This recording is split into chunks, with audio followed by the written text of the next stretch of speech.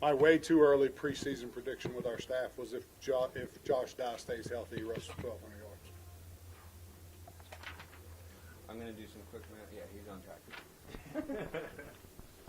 Don't track for 2,500. All right, ready? Coach, why don't you start with an opening statement, just some thoughts on the game? Yeah, good.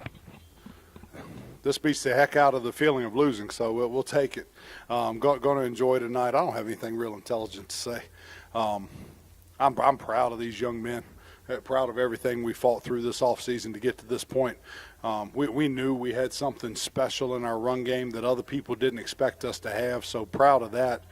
This guy to my left here, him leading our offense and leading us on and off the field just did a great job. And I don't know what his passing efficiency is tonight, but it's way up there.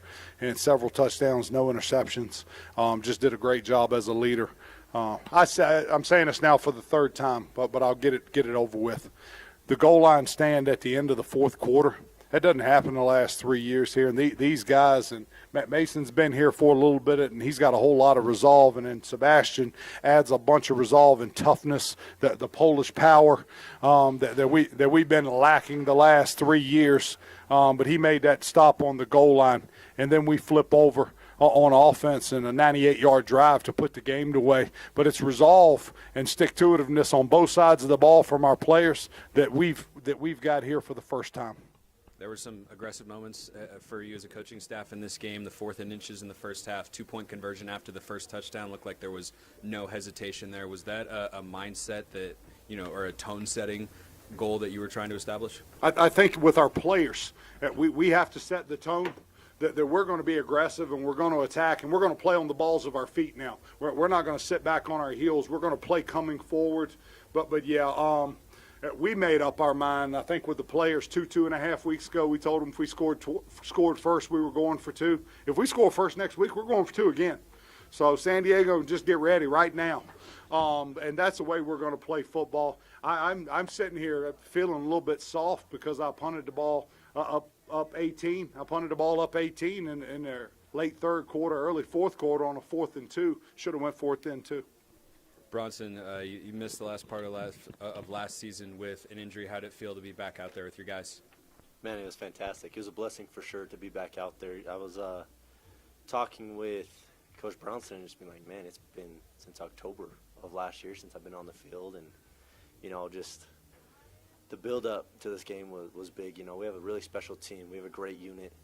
I love the guys on my left, on my right. I love the offense. I love the defense. We're a tight-knit group. So being able to come back and play with my brothers was huge. You only had 2 or 3 incompletions in the first half, the touchdown to Bales, the touchdown to Nunez as well. What was clicking for the passing game early on? Man, we were well prepared. Our coaching staff did a great job of getting us prepared. Those guys, the wideouts, myself, the O-line, we spent a lot of time ourselves watching film. So everything that we were seeing, we had seen. And so props to the guys who took their preparation seriously, and we came out, we were getting what we wanted, and we were just able to capitalize. The O-line did their job, giving enough time to complete those passes. So just all around, the whole unit was very prepared, and I'm proud of how we prepared as a unit. Well, I'll preface this next question by saying your coach did shout you out as being a little bit more athletic than Justin Miller in the past, but by just his coach. But you got a guy playing behind you in Will Burns who showed what he can do with his legs. How awesome is that to know that you have that kind of weapon? Yeah, it's great. Will is a fantastic athlete, one of the fastest guys on the team. So, if it's the best thing for our offense to get him in and to have some great runs, then let's do it. That's the most important thing, that we're having success as an offense and having success as a team. Mason, walk us through that goal line stand. You should ask that guy over there. All right, Polish power. Take us through the goal line stand. Yeah, we had a call that we've been practicing all week that sometimes we weren't handling well, but when the situation mattered and the time to come down and hit, we all hit the gaps well. Josh forced it right to me, and I was able to run through and just stop him right there to basically seal the game. So it was just a lot of fun to be out there, and it's a blessing to be able to play here. Yeah, and Mason, you guys, along with that goal line stand, just stopped the run completely tonight, allowed just 23 yards. What was going through with you guys in the front seven that held a team that rushed for 160 yards against UNLV a week ago to 23? I think Coach Kelling just did a great job all week. He made a great scheme for us to be able to succeed. And yeah, I mean, I think Coach Kelling just had a great scheme for us, and we were able to just succeed. And yeah. Last year, this game in Pocatello was very different. Idaho State went for over 260 on the ground. What was the biggest difference between that game to this one?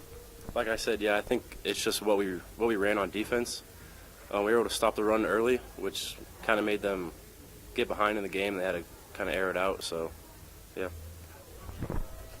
Bronson, you look like you're having a lot of fun out there, and you were spreading the ball around as well. You had touchdown to Nico, touchdown to Shane, or not to Shane, to Mark and to Gabe as well. Good. Where do you feel like this offense is at with the number of different weapons that were on display tonight? Man, I mean, you said it perfectly when you said weapons. The offense is full of them. You know, I think when you have a Shane Carr, a Gabe Nunez, a Mark Bales, you have a Josh Dye, Braden Whistler, Devin Downing, you have an Ed Riley, Loy Mata, Jeremy Perkins, Sione Ta'ai, Cy, Davion. Those are all weapons. You know, I don't think we give the big guys enough credit for being weapons, but they are. When we go on that last drive where we scored, man, like 98 yards, and we're running it down your throat, and you don't stop us, those are weapons up front. So there's weapons all around, and I love it, and I love being able to be the one that distributes the ball to them. Coach, were enough power plays run tonight? I'm sitting here stunned.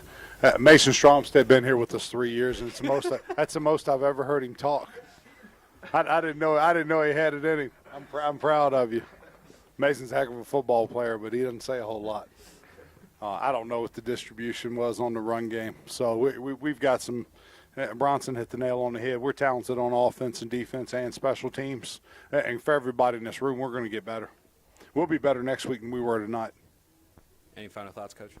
Yeah, I got a final thought.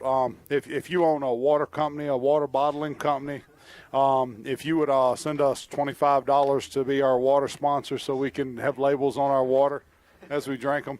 I'm thinking right now this week, I'm being serious. Open up the Delane Fitzgerald high-quality H2O distribution company.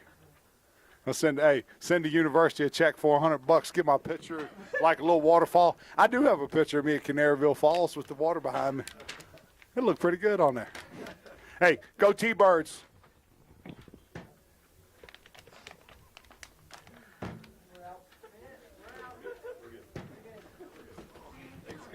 Y'all, hey,